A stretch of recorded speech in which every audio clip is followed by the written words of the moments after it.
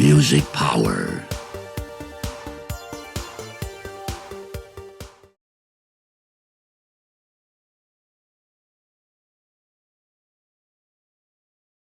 We had a weekly meeting, music meeting at the SABC to listen to various songs and to listen to music.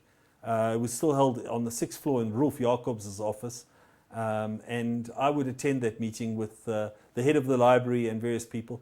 And they'd play songs and they'd say, but we can't play this because of X, Y, and Z. And I'd say, you can't play that on other stations. Oh, but allow me to play it on 5 because it's relevant to my audience. I mean, before I joined the SABC, in fact, when I ran Campus Radio in South Africa is responsible for the police actually getting a breakthrough, because the SABC was so narrow-minded, they wouldn't allow you to play anything by a group called the Police, because they didn't want to undermine the policing, okay, as it was then.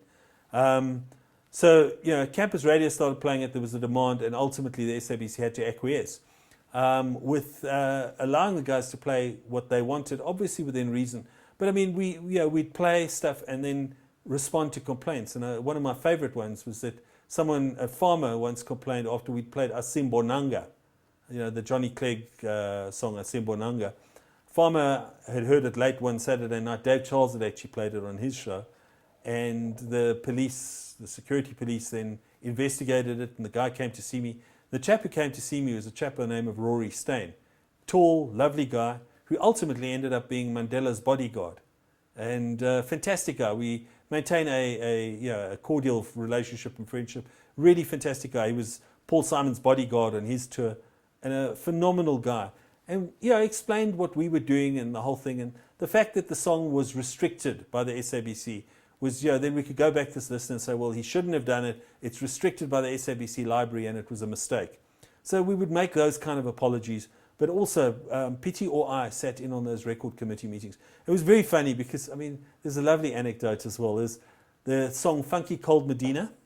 There's that lyric line there where he licked his bowl and did the wild thing on my leg. It's after the dog had eaten the Funky Cold Medina.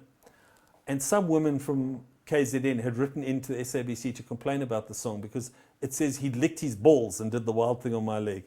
Well, I mean, we were in tears in the record committee meeting about it when I showed them the real lyrics. So you got those kind of things. People think that because it's the SABC, they can complain, and I'm a taxpayer, therefore I pay your salary. But actually, 5 was a very profitable instrument. In fact, in 1993, it contributed almost 1/4 of the SABC's gross annual profit.